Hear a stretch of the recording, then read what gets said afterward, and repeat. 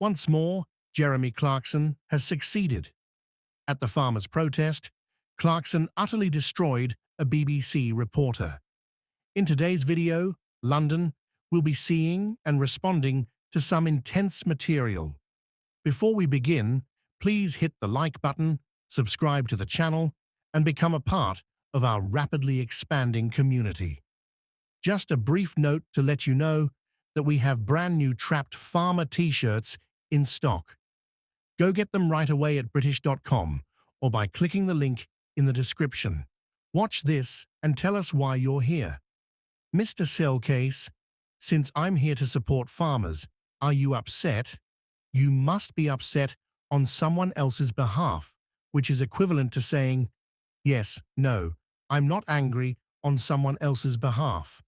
Therefore, it's not about you, your farm, or the fact that you purchased a farm in order to avoid the inheritance tax classic. The BBC's classic indeed. It isn't the fact that I purchased a F to evade inheritance taxes. Rather, you stated this several times in 2021, which is why you purchased it. I apologize, everyone. The BBC, let's begin at the beginning. I wanted to shoot, and that's even worse than the BBC. I wanted to shoot, and the benefit is that I don't have to pay inheritance tax now, but people like me will just put it in a trust, and as long as I live for 7 years, that's fine. As my daughter stated, you will live for 7 years, and you might be in a deep freeze at the end of it, but you will live for 7 years. But it's very time-consuming to have to do that. And why should all these people have to do that? Rachel Reeves claims that one of the reasons she brought this up was to prevent wealthy people from utilizing it. But that wasn't the only reason she did. She also did it to raise money for public services. Have you seen or heard this? Have you attempted to schedule a doctor's appointment recently? Yes, I just had a heart attack, so it's difficult. Where should they get the money from, if it's close to farmers? We hear on the BBC that everyone believes you should be covering everything. Do you know how many people in this country pay inheritance tax? It's 4% of estates. Inheritance tax is paid at 4%. 96% of UK citizens do not pay inheritance taxes, and 96% of farmers will once this law is passed. Could you please tell me who here will not be impacted by these changes and where you got that statistic from? Nobody is correct. The same area that Rachel Reeves does, from the middle of her mind, from the Sixth Form Debating Society, which she was undoubtedly a member of, and which undoubtedly shaped her beliefs and yours, is where you obtained the 96% statistic. You have 96% too. I'm not voicing my opinions. I'm merely asking you questions. Mr. Clarkson, what is your message to this government? Please back down and get the money from where? Well, they have 40 billion. I'll tell you where you get. If you don't understand what someone's job is, fire them. The civil service is too top. You know that how I must get on. In other news, a father of 4 from Scotland completed an incredible climbing challenge. Ben Nevis has stated 32 times that the government is not doing enough to help veterans.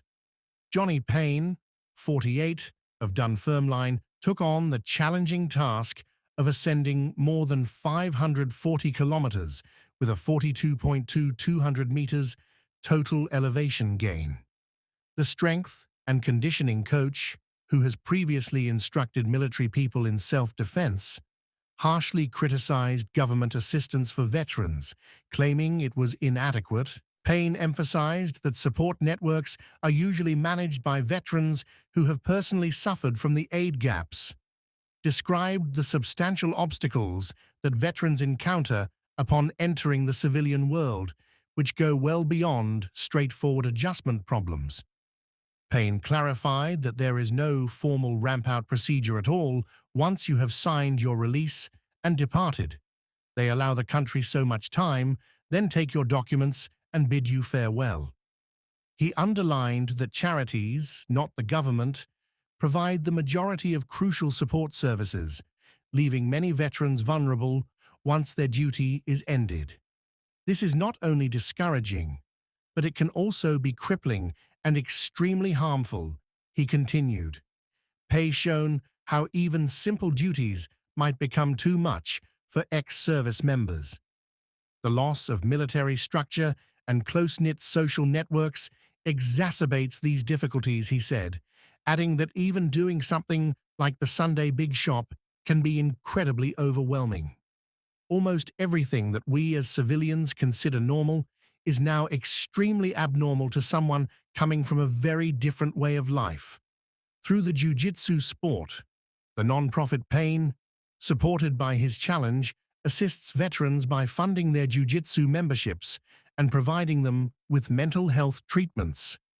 Due to the challenges of returning to civilian life, he told the media, they assist leaving veterans or veterans who have found themselves possibly displaced, depressed, or dealing with mental health issues. Payne chose to attempt the summit, finishing at the top to observe a 2-minute silence for Remembrance Day. But the harsh weather during the first week presented significant challenges for Payne, the summit itself, because I've chosen November because of amnesty, it's dark. Most of it was done in the darkness, he said, of his 32 summits. In a shocking turn of events, inclement weather only allowed Payne to see the summit clearly 4 times. In one incident, Payne and a mountaineer friend saved 2 girls who were suffering from severe hypothermia on the perilous south side of the mountain. They were likely only 20 minutes away from death.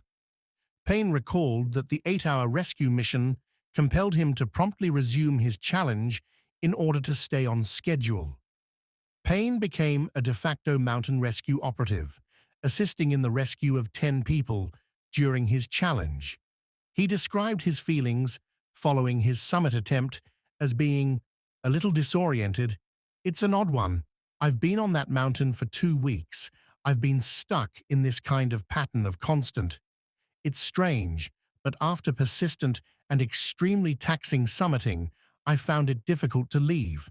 I also formed an inexplicably close bond with the mountain itself and became extremely emotional when I left it. The general manager and president of Just Giving, Pascal Harvey, added, I am so proud of Johnny's perseverance in climbing. Ben Nevis has remarkably increased awareness of the crucial work that REA undertake to support servicemen and women, in addition to raising an incredible 32 times and more than £6,000 for charity. Building on the Prime Minister's promise that homes will be there for heroes, the government has announced £3.5 million in additional funding to support veterans at risk of or experiencing homelessness. Veteran-specific mental health support is available in England through Oppie Courage. What are your thoughts on what we discussed in today's video? If you haven't already, please make sure to like this video. A government spokesperson stated that this is a government of service that will always stand up for those